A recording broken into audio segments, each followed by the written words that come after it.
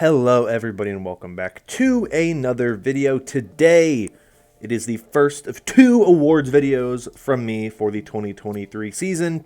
Today we're focusing on my personal picks for the Role Stars awards in this 2023 season. If you saw some of the news on Twitter about the Role Stars and the way that the selection criteria has changed, I am not following those rules. I want to just say that right off the bat. So my selections are not necessarily going to be 2 from the West, 2 from the East. If I think an Eastern region player is worth it, it should get it, then they're on the list. If not, they're not on the list, right? I'm very much doing the players that I think are the 4 best at their roles across the regions, regardless of where they are. That, to me, is the best way to do it, so keep that in mind. As always, I also have honorable mentions, so I have 4 honorable mentions for each role, and then my 4 actual picks for the award itself. So, lots of players to talk about here, lots of really good players. If a player that you think deserves the award or deserves a mention is not here in the video, let me know in the comments down below. Every year, there's always several players who arguably could be on the list, especially for the damage role. The damage role is the hardest one to really narrow down to just 8 players. So if you have any players that you wish I mentioned or you think I should have mentioned, let me know in the comments down below, because I love to have conversations about the players that everyone thinks deserve to be highlighted. But without further ado, let's jump in and let's get started with the first role, which is the damage role. Let's get started with the honorable mentions I have for the damage role. For all of these, they're not going to be in any order other than just alphabetical order, so I'm not ranking them in order on this list based on who I think is better or worse. It's purely alphabetical. Figured I should throw that out. But for my honorable mentions for the DPS role, I have Merit, Pelican, Proper, and Zest. All 4 of them have had very good years. Merit and Pelican, of course, on 2 of the top performing teams in the league. Merit being on the Florida Mayhem, Pelican being on the Houston Outlaws. I think on those 2 teams, those are the best performing damage players so far this year. No shade towards Checkmate or Happy, but I think Merit and Pelican have been huge parts of those teams' success. And I think they deserve a lot of credit for what they've been able to do. Proper, obviously, last year's MVP, last year's Rookie of the Year, phenomenal season in 2022. Very, very, very tough to kind of match that performance this year. The Shock had a lot of issues this year, I think. Problems that kind of stopped them from being as competitive as we saw from the past. I don't think their support line was phenomenal this year. I think they had issues with their tank play at times. And I think especially in the first half of the year, the DPS duo of Proper and Heesang didn't have the flexibility you needed. But Proper was still able to pop off time and time again. He still had the highest impact. He was never the issue for this team. You could argue every other player on this team, for one reason or another, contributed to the problems for these teams in some way. Proper was phenomenal still this year. He had a very good year. He was not a top 4 DPS player, in my opinion, this year. He still was very certainly a very good one, so I wanted to at least give him a shout out there. And then I have Zest as the 4th one. Best DPS player in the Eastern region, I think, this year. He's had a very good year. He is an MVP candidate this year. I think that he deserves a shout out for that alone. But he's still had a very good year. I still think it's amazing how MN3 was arguably the most hyped player on that team last year, going into last season. Of their rookies, and Zest has been the best performer. He's a very good player, and so I definitely wanted to give him recognition for what he has done on the damage role this year, along with the other 3 here honorable mentions. But let's move on now to the actual 4 damage players that I am giving my personal Role Star award to. Once again, this list is in alphabetical order. The first player I have on this list is ATVI. Maybe an odd selection on here. I think he's a player that, because of the way the actual Overwatch League is doing it, where you have to name 1 player or 2 players from each region, I think ATVI might get buried because he is not on the best performing Western region team. Obviously, he was on the Washington Justice this year. They did not have a phenomenal year this year, but ATVI was the player at the heart of it. Their success this year really was ATVI dragging this team along. There were other players who performed well throughout the season, of course. I thought Flora had a good year, considering some of the baggage that he brought in after his time in New York. And I thought that you had some decent play out of the support line as well. But to me, this team really lived and died by ATVI. He had a very, very good year. He was very consistent. He was quite possibly the reason why they were as competitive as they were. They made the play-ins, and ATVI really had a huge impact there as well. I think when you just consider the entire season, he was one of the most consistent damage dealers. He played very, very well. His hero pool is phenomenal. It worked very well this year. His Tracer was high impact. His Genji was high impact. When he played Echo, it was pretty high impact. So I honestly think ATVI is one of those players who last year, similar thing on the Spark, where when he got to play, he popped off. He looked really, really good. He's one of those players that I just think has not had the right roster around him. Similar in a lot of ways to Yaki when he was on the Mayhem, where just you can see how talented he is. You can see just what he's able to do as a player, the amount of work he puts in, the amount of just pure impact he has in game. He just has not had the pieces around him. I think you put ATVI on a really solid roster, we'd see just another level unlocked for him. But a really good year from him this year, and I think he deserves a lot of credit for what he was able to do on the Justice this year. My second DPS Role Star, maybe another bit of a shocker, is Decay. I think Decay this year, this was his best season, I think, since he joined the Overwatch League. It helps a lot when you're on a team surrounded by a lot of really talented players, really good across the board on all roles. But to me, what we saw from Decay this year, especially his Tracer, he was arguably the best Tracer in the league this year. There's obviously tons of great Tracers. ATVI was one of them. Proper is another very good one. But I thought Decay had a phenomenal year this year. Stalker, another Tracer that did very, very good this year. But I thought Decay was very good this year, and I think that he really kind of reinvented himself this year. We knew he was a good player when he joined the Justice. He had some downtime with the fuel that season. Kind of his time there ended pretty poorly a few years ago. I don't think he ever really met the hype that we had thought he was until he joined the Justice, and even then, that team was kind of a disaster at times when he was there. But this, to me, is the time where Decay has really been able to show just how talented he is. He has had to play a lot of things, even things that he's not necessarily known for, like Genji. He is this Uprising team's Genji player. I don't love it as the option there, but he has been able to hold his own. He has helped contribute a lot to the Uprising being one of the 4 best teams in the league this year. And I think Decay deserves a lot of credit for what he's been able to do. I've honestly been very impressed by him. I thought that he was potentially one of the players that I was most concerned about on this team going into this season, and he was arguably the most consistent and one of the best performing players in the league, and I think you have to give a lot of love and credit to Decay for his performance in 2023. Next, DPS Role Star I have is Lip. Everyone's going to put Lip on their list. He absolutely deserves it. He has been arguably the single best DPS player this season. His play was phenomenal. His Sombra play, unbelievable. Of course, we know that's a hero he's phenomenal on. Essentially set the meta for the majority of the season. Basically told everyone you have to play Sombra and you got to try to play it the way I do. You got to try to be able to catch me and beat me. And generally speaking, didn't happen. Phenomenal player. I really don't think there's much more to say about Lip and what he's been able to do throughout his career.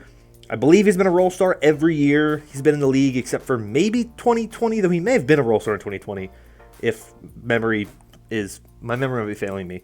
But he's one of the best players we've ever seen. He's phenomenal. He's an incredible talent, and I think this year, new team, new setting, new roster, new country that he's playing in, didn't matter. He's still a phenomenal player. He's still one of the best in the league, and deserves a lot of credit for the success of Atlanta Reign this year.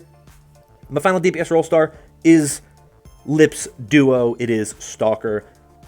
I always try to limit these lists to one duo maximum per role.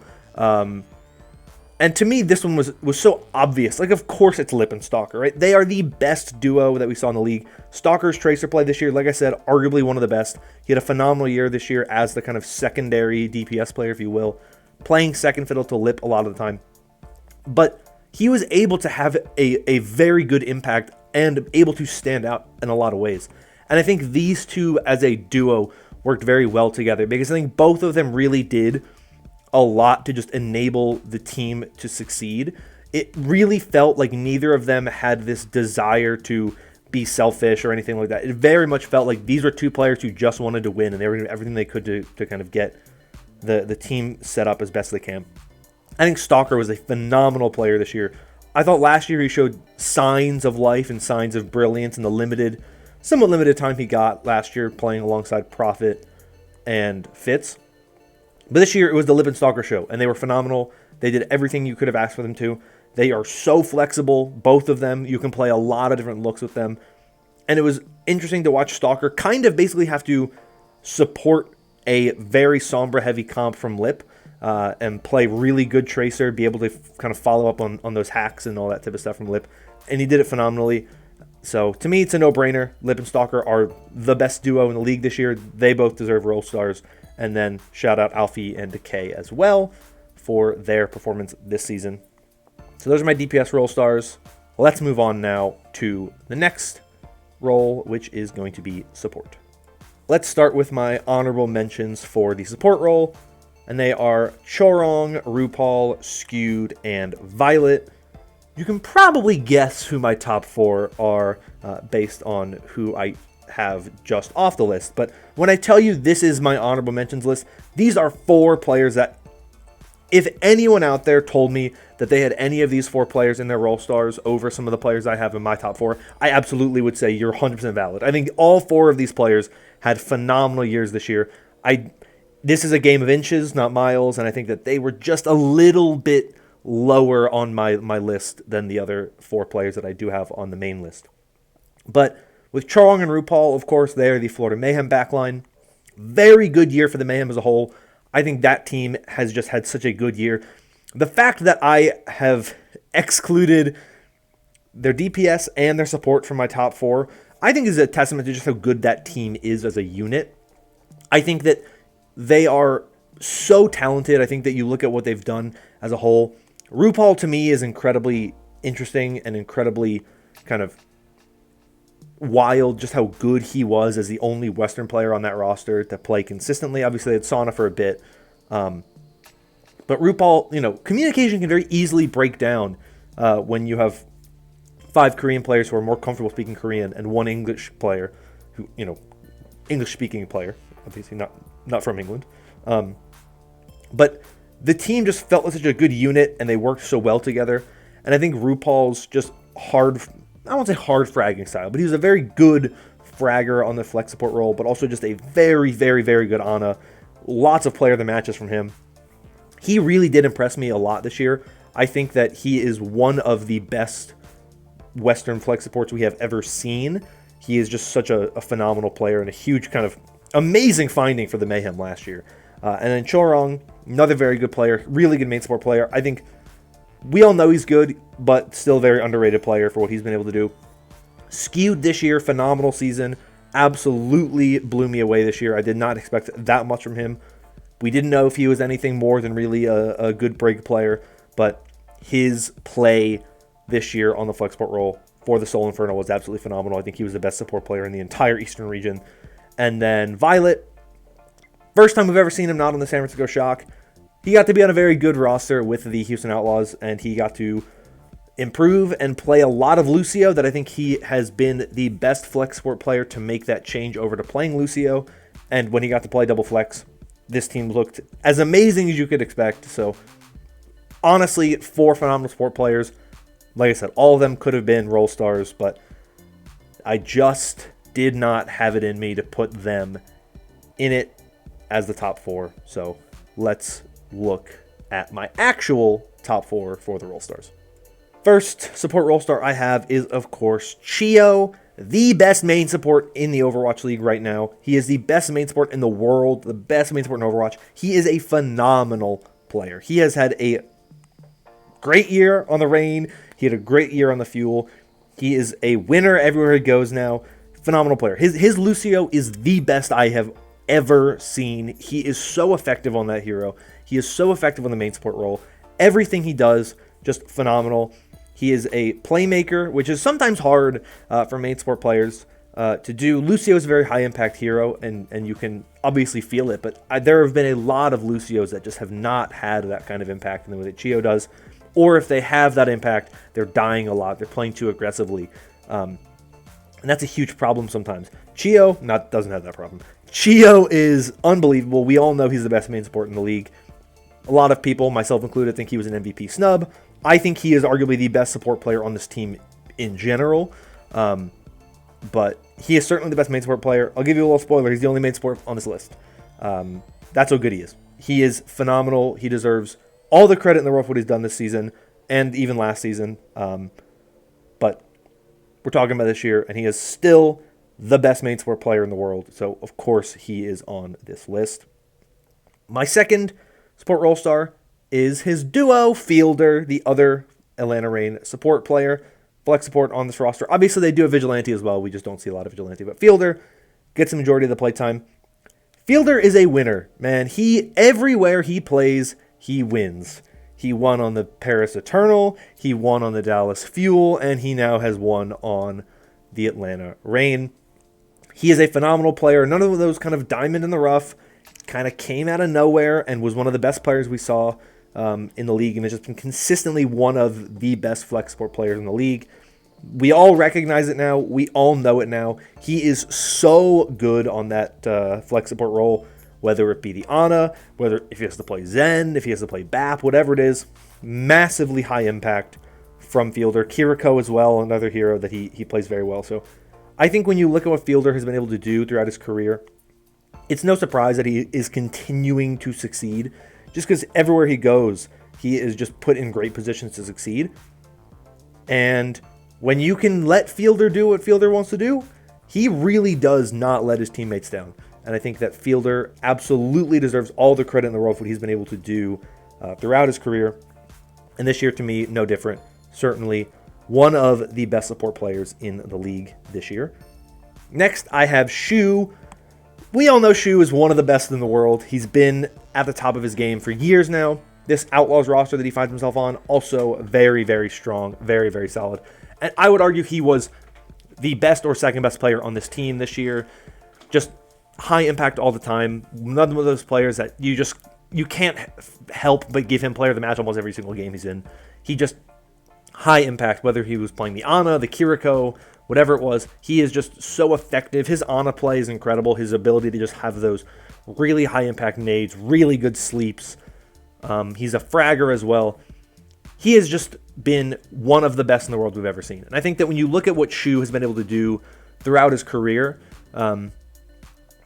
we look at him now as one of the best flex supports of all time. But there was definitely a period when he was in the Guangzhou Charge.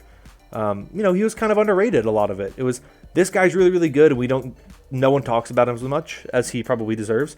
Now we all know it. We all know he's a dog. We all know he's phenomenal. And every time, Shu arguably is my favorite player in the league currently. So maybe I'm a little biased putting him on the list, but I think that no one can argue that he has not been one of the best supports in the league this year.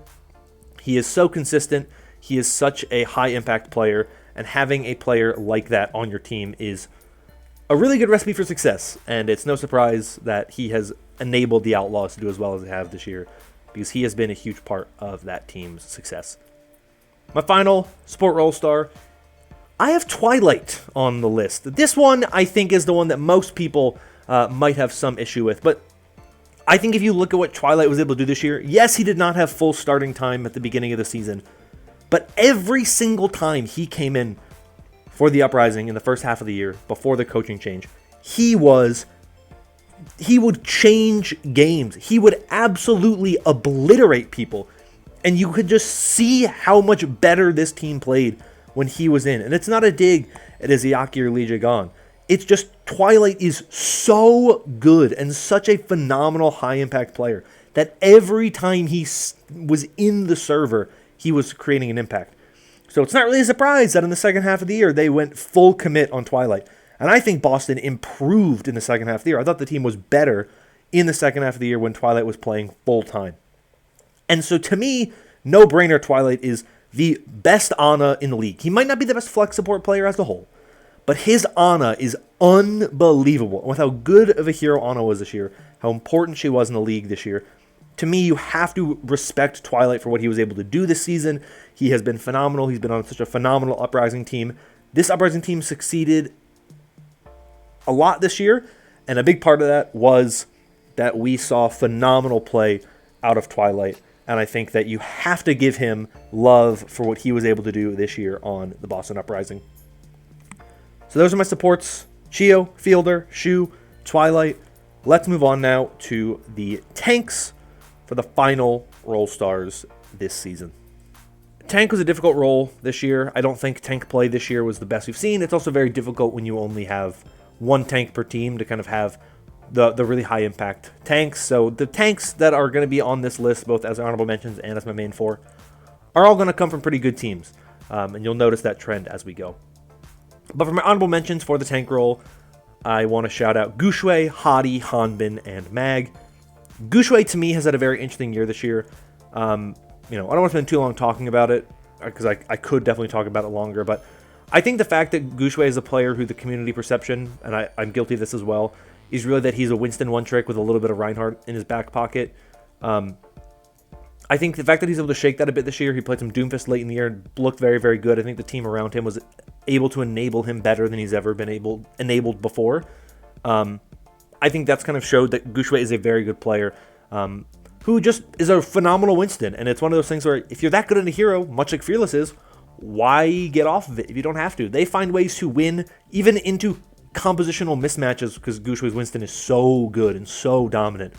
And now that he's flexed off it a little bit more, we see that he's a phenomenal tank player in general. He's not just a phenomenal Winston, he's a phenomenal tank player. And I want to give him a lot of credit for what he's been able to do this year. Hadi, obviously, big part of the London Spitfire success. They commit to the Reinhardt, they win. That's pretty much their story, and it works super well. So, a lot of love and credit to Hadi this year. I would never have expected London to make the playoffs if you asked me a month ago, but here we are. They're there, and they seemingly are a legitimate threat because their look and their style is so different and so unique. No one really knows how to deal with it in a way that's super effective. And I think that's a big part of why I feel confident in Hadi being one of the top tank players in the league. Not top 4, but certainly one of the top 8. Next, of course, Hanbin. He is my number 5. He's my first tank player off the list. I switched him out relatively recently. He got displaced by someone, and it'll make sense. Not the player, someone. By another tank player. But I think Hanbin had a very good year this year. I think he was a little bit too inconsistent early. He struggled a little bit early on. And I looked, the players that I ultimately chose were ones who I think had better years as a whole from beginning to end. But as soon as Dallas started to commit more to just Junker Queen and Zarya and heroes that Hanbin's really good on, they looked so good. Second half of the year, the only team they lost to was the Hangzhou Spark. It just stinks because they lost them 3 times. So that's the only thing that hurts them. But they've been good against everyone else in the Eastern region. They have been juggernauts in the East. They have just dominated pretty much everybody else. And I think when you look at how good they have been, a lot of it is because of Hanbin and his just ability to make plays and just turn games around. So my first guy off the list, but phenomenal player nonetheless. And then finally I have Mag. 3 of my 4 honorable mentions are all Eastern region players. Mag had a very good year this year. I think this was his best season yet when you consider the hype around him when he first joined the league. Never really lived up to it. He had a couple moments of brilliance on the Justice, but there are few and far in between. But he was very consistent this year. He was a very good tank player for the Infernal. I think that arguably he was the best possible tank they could have signed. And I think he showed his prowess this year. He was able to play a lot more things than I think we expected. His ball was good. His Winston was good. His Ryan was good. And I think that he showed that his kind of shortcomings in the past were probably a lot of that were due to situation and not just talent.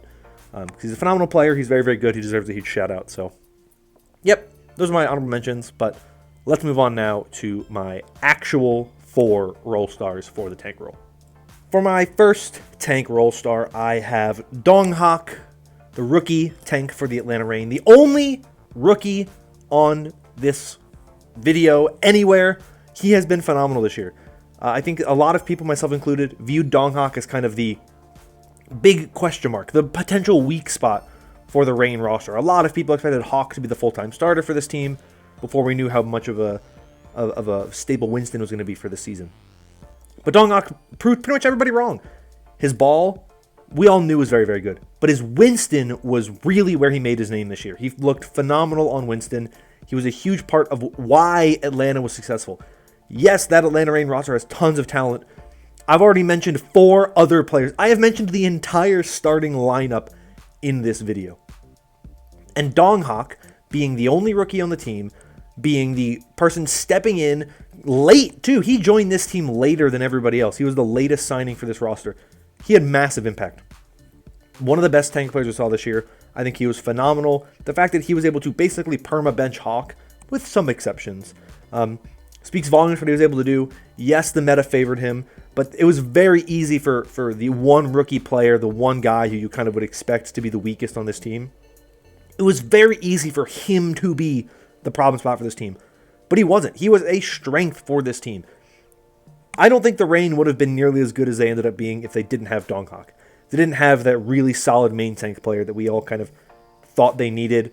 A lot of people thought he just had to not mess things up, but not only did he not mess things up, he was firmly in place as one of the best in the league on the main tank role, and I think he deserves a lot of credit for what he's able to do this year. Phenomenal player, phenomenal performance from him. Absolutely deserves the shout out in the Role Star. Next, I have Fearless. We all know Fearless is one of the best in the league. It was a Winston year this year, so he had a lot of time to play Winston. We also saw quite a lot of Doomfist from him, which was a very interesting look. At times, I didn't love it, but I think it showed that he is expanding his repertoire. He wants to become a more well-rounded and very kind of... He wants to break the Winston one-trick allegations, much like Gushue did this year.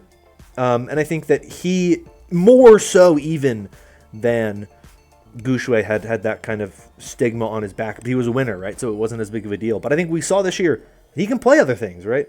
We saw him play a lot of Doomfist. Yes, he played a lot of Winston, but we've seen how good he is, and he was such a huge part of the success of the Houston Outlaws this year. They're as good of a team as they could have ever been, really. And a lot of that comes down to what Fearless is able to do as the tank player for this team. They had an off-tank player for some of the year, but for most of the year, it was really just Fearless doing his thing. And I think that he really did impress me a lot this year. He's a legend of the game, of course. Not really many things that shock us nowadays about Fearless and his performance, but I do think that what you look at with his year this year, new team, once again, new environment, that can always be a potential recipe for disaster. But Fearless, to me, stepped it up, played super well, and really did do the most this year to kind of help elevate this Outlaws roster to make them one of the best in the league. My next tank role star is Smurf. This is the guy who I put in just over Hanbin. I think it was an interesting year between Smurf and Hanbin. I don't think either of them had their best years this year. I think Smurf last year was so good that this year felt like a bit of a step back. But I don't think it really was. I think you look at the Uprising roster this year, they are so good. They're so talented across the board that I think Smurf didn't have to be the hero like he was a lot of the time last year in the Dynasty. But Smurf's flexibility and versatility was very good for this team. He was able to really play the majority of the time. Kalios came in every so often, and I think that what you saw when Kalios was in was that the Uprising, there was a significant dip in performance, and I think it's just a testament to how good Smurf is. Smurf is such a good player that I think does elevate the rest of his team, even if it's not him being super flashy. I think he's just so consistent and solid and just a presence that is so difficult to deal with that he makes the rest of the team better. And I think when you look at just the overall season for the Uprising, a big part of their success really is due to what Smurf is able to do on the tank role. And like I said, versatile, flexible. He plays Winston at a really high level, of course. He plays Orisa too. He plays Sigma. He plays the Reinhardt if you need it. And I think that helped Boston kind of become a little bit more than some of your other top teams, right? It's really just them and Florida that are able to kind of have a ton of different looks that you feel really good about. Houston, of course, wants to play the Winston. The Reign really wanted to play those somber comps with Lip. So there was always kind of a bit of a game with some of these top-level teams. But to me, Smurf is one of those super flexible, super consistent, super versatile tanks that really does elevate the rest of his team, and that's why I have him here on the list. And then, of course, I have someone as the fourth and final role star here. I think someone was the best tank player this year, so of course he's on this list. He is one of the top MVP candidates this year for a reason. He can play literally everything. There is, like, They have played Ryan comps, they've played Winston comps, they've played Diva comps, they've played Ball comps. I mean, I think they've played Ball comps at least. Regardless, someone plays a lot of things, and he is a very good player. He's the heart and soul of this team. He is the energy of this team. He is the player who you see him in the face cams, you see him doing everything, you see him getting excited, and all that type of stuff. Someone is such an important player to the league, to this team and its success, and his ability to be the most flexible tank player. Smurf is flexible and versatile. Someone is on another level.